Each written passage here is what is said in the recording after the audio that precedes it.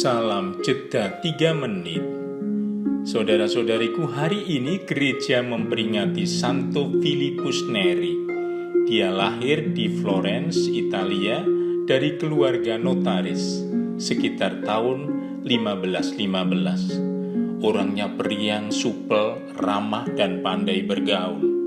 Pada usia 18 tahun, Filipus Neri dititipkan pada pamannya yang kaya raya, seorang pedagang kain. Namun tak lama kemudian, Filipus Neri hijrah ke Roma. Di kota abadi itu, Filipus Neri bergaul dengan para gelandangan dan para peziarah yang miskin. Dia mengajari mereka untuk sedikit memperoleh biaya hidup. Karyanya ini membuat dia dikenal dengan baik oleh kalangan kaum muda. Filipus rela menyediakan rumahnya untuk tempat mangkal kaum muda. Di tempat itu mereka berdiskusi, bernyanyi, membentuk kelompok orkes gerejani, berdoa, bahkan kadang-kadang latihan berpidato. Karena makin banyak pengikutnya, lama-kelamaan muncullah ide untuk membentuk suatu kelompok doa di bawah perlindungan Bunda Maria.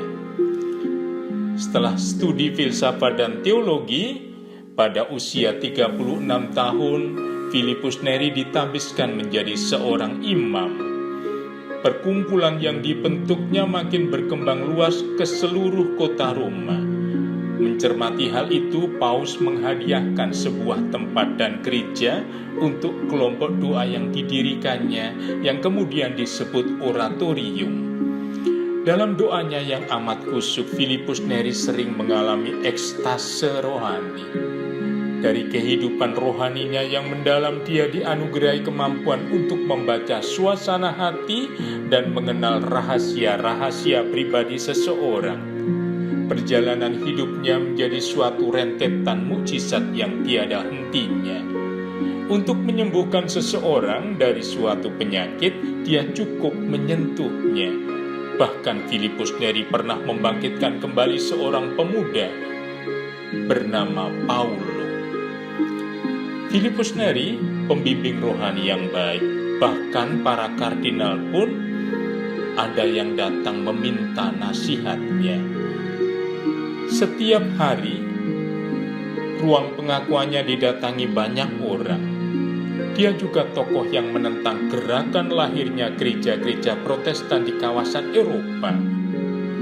Pada tanggal 26 Mei 1595, Filipus Neri meninggal dunia dalam usia menjelang 80 tahun. Dia dihormati sebagai Rasul Kota Abadi Roma.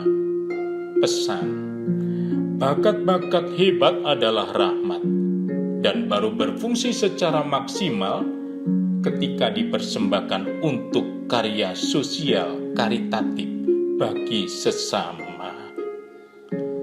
Berkat Tuhan dan salam jeda 3 menit.